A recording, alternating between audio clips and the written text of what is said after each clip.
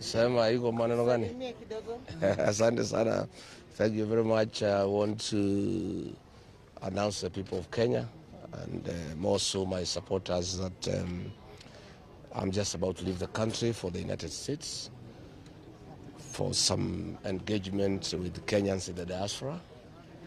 I'll take a 10-day rest because I've been working very hard 24/7 without resting. I like to take 10 days to rest, meditate, pray, read, and re-energize, and spend some quality time with my wife. I've not had the opportunity to spend some quality time with her. From there, I'll be going to Spokane. I'll go to Dallas. I'll go to Kansas. I'll go to Oregon. I'll go to Boston and many other places to engage the people of Kenya. But as I leave the country, I've heard the president say that he'll take charge of dealing with goons. I'm very happy because the last time I was in the States when I came back, Kipchumba Murkomen had organized goons to rain terror on me and my supporters here in Nairobi. And now that the president has said that he'll take care of goons in person, I trust now it will be done because he's the president. And if it does not happen, then it means he's the one behind the goons, or he must resign as president of the Republic of Kenya because he has given a commitment to the people of Kenya after goons rained terror in his own meeting. And I don't know why Murkomen did not advise him not to go where goons are, because the other day he said once you know they are goons, you shouldn't go there. I think Murkomen has really messed up his boss, because he is the appointing authority. He should have advised him that there will be goons in Murwa Dikil, and per his advice, William Ruto should not have gone to Murwa Dikil. But let me advise William Ruto, if he is serious, he wants to deal with the goons, he must sack Kipchumba Murkomen and Remo Domolo because they are the planners and financiers of goons in the country. Why it's been very difficult for police to deal with the goons, and the police are crying to us, is because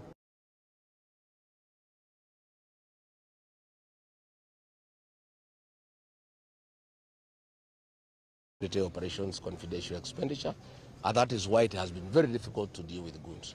So if William Ruto today was embarrassed that goons are attacking his own meeting, and he has made a conscious decision to deal with goons in person, my advice to him is that he must deal with the people who finance goons, who plan goons, and that is his Minister for Interior, Kipchumba Murkomen, and Remo Domolo.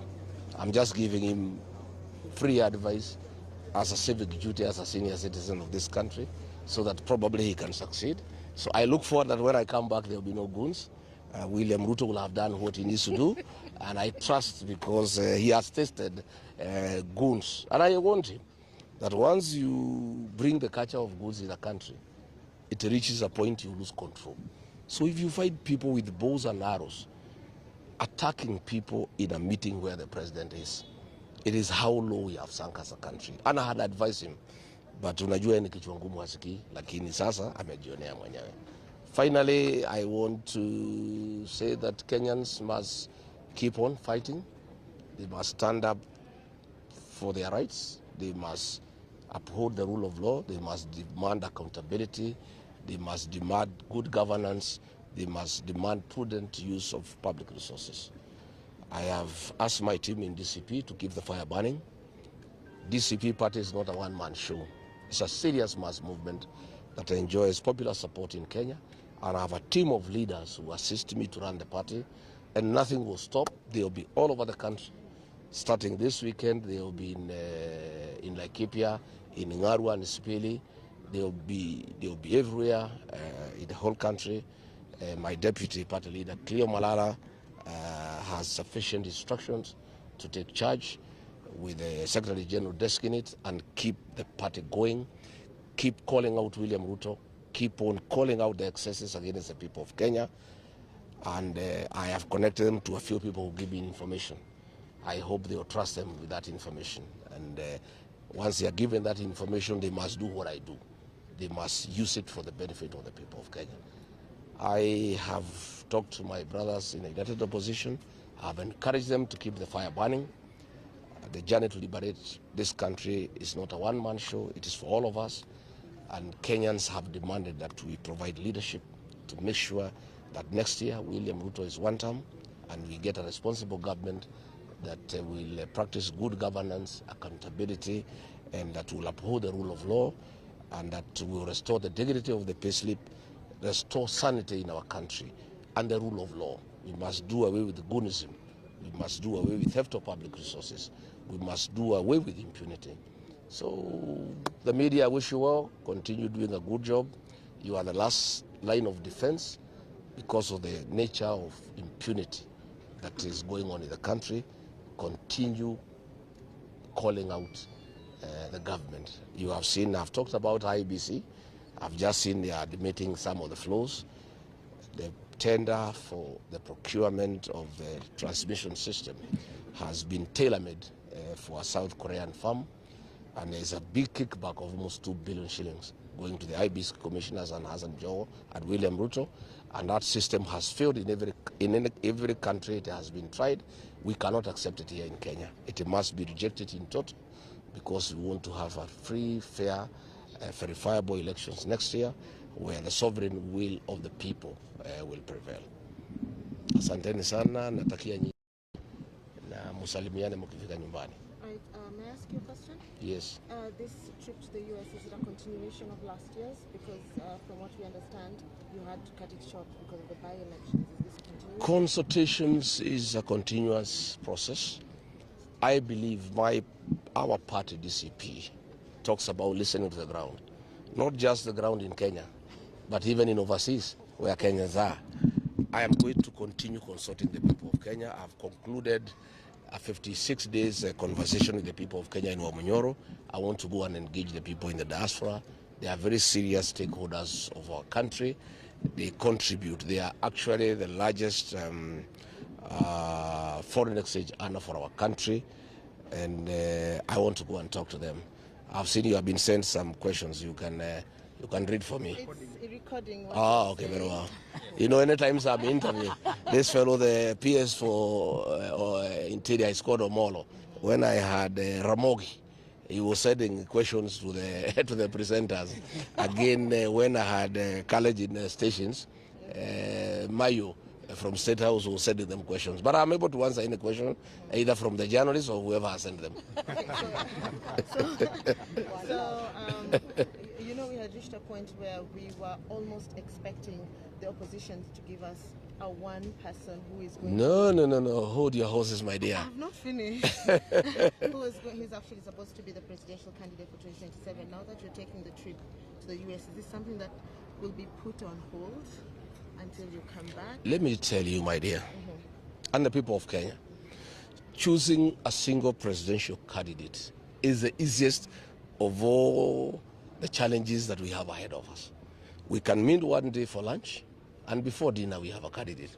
The real job, and that's what I'm doing, and that is what I expect my colleagues in the united opposition to do, is political mobilization against William Ruto, is to persuade the people of Kenya that they must register as voters, they must come out and vote out William Ruto and vote in a responsible government. That is the most difficult part and the most urgent, and that is what is ongoing.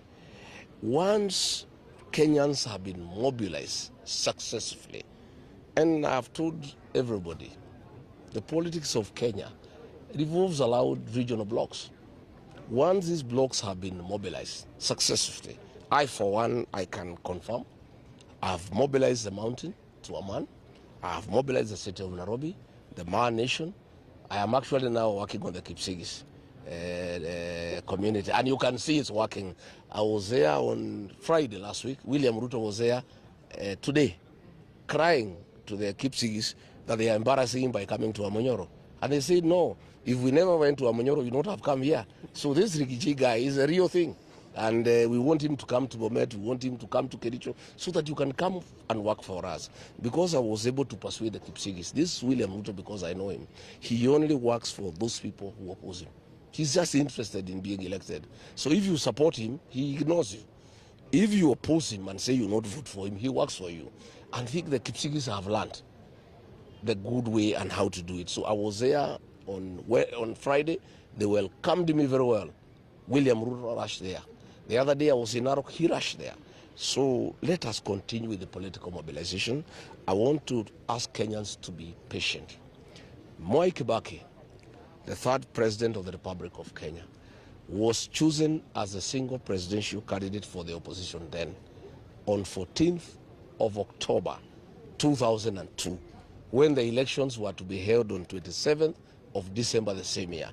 2 months, 13 days apart. We have a whole year, 11 months. What is the hurry? In my view, hii ni maneno ya March, April huko. Wengine wanasema leo, wengine wanasema kesho.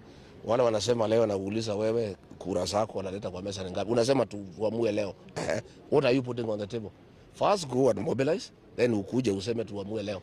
Because huwezi kuja kusema tuamue leo na hakuna kitu unaleta. So let everybody mobilize. And I'm very happy with what is happening in Western Kenya. Wamalwa, Sifuna, Malala, they are doing a good job. I am very happy with what is happening in Nyanza. I'm very happy. That is really the way to go. Once we complete political mobilization, after Christmas, we should be able now to agree when we sit down, work out on a formula, sit down and come up with a single presidential candidate. And I can tell you the commitment is total.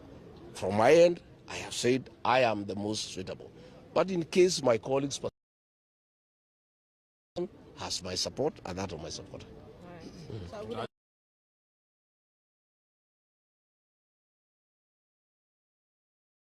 Idea.